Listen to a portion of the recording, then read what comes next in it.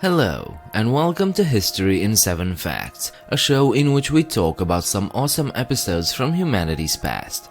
Check out this playlist to watch the entire series, and please subscribe if you want to see more videos like this one.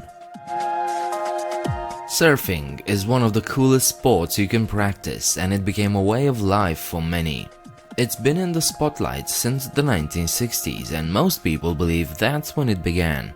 But in reality, surfing has been practiced for at least 1500 years.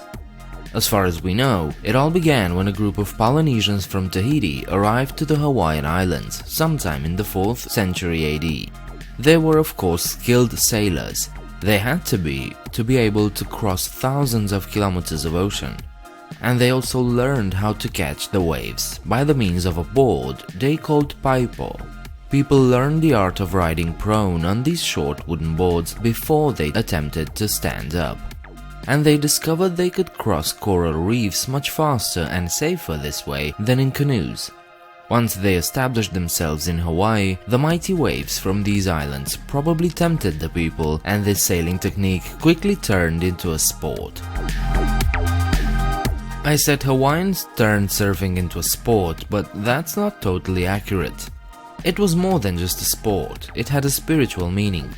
The original meaning of the Hawaiian term he'enalu, which refers to surfing today, was closer to meditation or communion.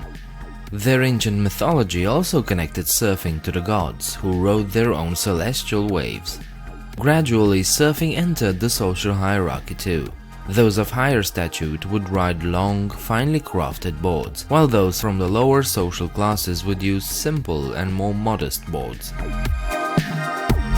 Hawaiian societies have adopted a code of conduct, rules and regulations called kapu.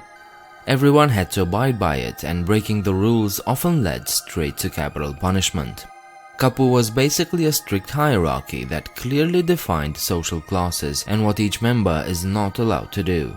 Kapu also applied to surfing. Certain beaches and reefs were only reserved to certain high-ranked chieftains. But once a year, these restrictions would disappear during a period of festivals and games. This festive season would usually last from October to January, culminating with the Makahiki festival, when the god Lono would return to regenerate the earth. It was during such a festival that Captain James Cook arrived in Kealakekua Bay on Hawaii Island in January 1778. So the first impression of the Isles was made by 1,000 canoes and 10,000 festive islanders. He and his crews were welcomed with gifts and food and were treated as honored guests, since the islanders thought Cook might be Lono himself. It was at this time that the first Europeans came in contact with surfing on a large scale. Before we continue, I'd like to ask you something. This channel has no sponsors, so if you enjoy the content I make, please consider supporting these videos by becoming a patron. You can check out my Patreon page by clicking here, or find the link in the description. Okay, now we can move on to the next fact. Cook and other crew members described the islanders as being very brave and skillful surfers. They would seek out the largest waves in groups of 20 to 30 people and rode the waves at incredible speeds all the way to the beaches.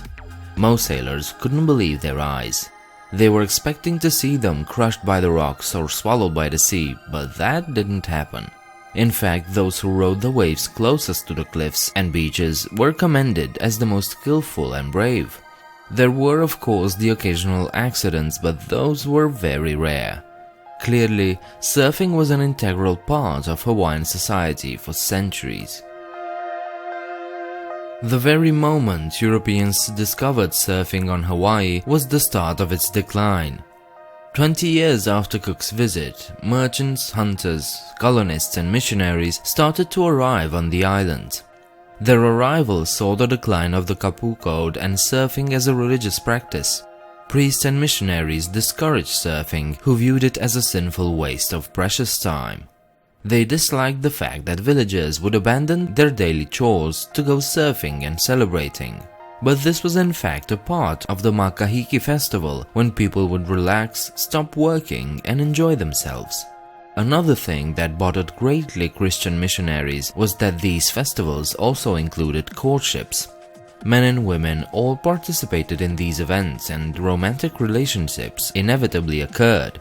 This was contrary to Christian morals, so priests actively discouraged surfing for the centuries to come. Not all Europeans viewed surfing as a sinful act. In fact, some people, like Dr. Nathaniel Emerson, a Hawaiian colonist himself, deplored the disappearance of surfing. He noted that by 1892, surfboards could only be found in museums and private collections. But as we all know, surfing would make its comeback, and this time it was spread throughout the world. In 1905, a group of youngsters from Waikiki Beach established Huinalu, the Wave Club. This wasn't just a group of amateurs though, they were part of a larger movement of Hawaiian cultural revival after they were annexed by the United States. It was the start of the natives' rediscovery of He'enalu, and it sparked the creation of other clubs, schools and even shops. This sport then quickly spread to the United States and from there to the rest of the world. One of the main figures to promote surfing around the world was Duke Kahanamoku, a native Hawaiian professional swimmer. He was an Olympic champion and he used his fame to promote surfing throughout the world. He often talked about the big wave that was to come in Hawaii, and it did come. In 1932, an earthquake out at sea combined with strong winds created waves of up to 9 meters high. He rode the following waves in front of a cheering crowd. At one point, he managed to surf on one large wave for 2 kilometers. Thanks to him and many others, surfing became a widely popular sport, and by the 1960s, it also became a part of American and Australian cultures. I hope this video was interesting enough to have inspired you to look into it further on your own. If you liked it, leave a like and subscribe. You can leave your comments downstairs, and you can also check out my Patreon page if you want to support me. The link is in the description. I hope to see you next time. Bye.